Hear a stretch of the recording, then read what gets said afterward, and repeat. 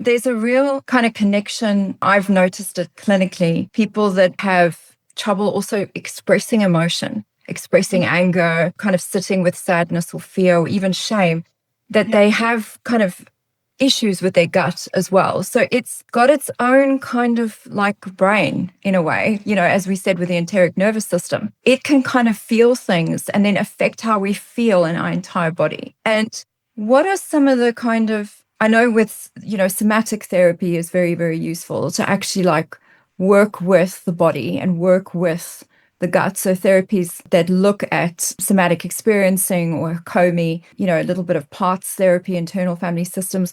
What are some of the other therapies that you've heard of? Because from general medical systems, they have cognitive behavioral therapy for IBS and they have acceptance commitment therapy and mindfulness for IBS. But the somatic therapies seem to be kind of taking over in terms of their impact in reducing symptoms of IBS. Is IBS basically a body anxiety? You can look at it as a body anxiety, but not to truncate it into one outcome. And so from a naturopathic functional medicine lens, you can have quite targeted interventions. And you're absolutely bang on to look at some emotional psychotherapy is definitely something to be looked at. There is no doubt that IBS is strongly correlated with mental health. Okay. Mm-hmm. And we know that, I think everybody who's listened to this podcast and my own experience as well, that when I'm under stress, it does affect my digestive system. That's because 90% of your serotonin is produced in your gut. But the other targeted therapies that you would look at is that you would look at some lifestyle.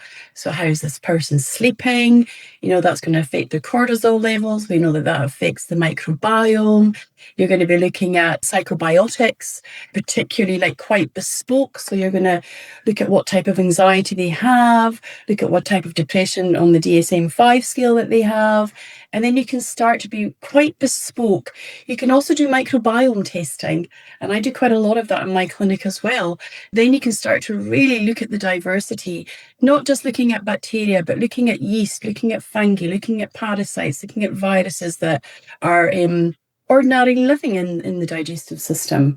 And so, we have this focus on bacteria, but there's still so much that we don't know about what yeasts do. We know that candida can cause anxiety as well. We know that viruses can cause anxiety. So we'd be looking at psychobiotics, we'd be looking at probiotics, prebiotics, which are foods, fermented foods, or certain fibers that feed probiotics.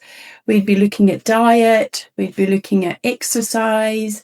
Exercise, we were just discussing on a seminar last night that exercise is as beneficial as a low-dose antidepressant. And so, there's a lot of things these targeted interventions that you can do, because there's not a lot you can do to medicate for IBS. And that's the difficulty too, is that some individuals are looking for, can I take a drug for my IBS?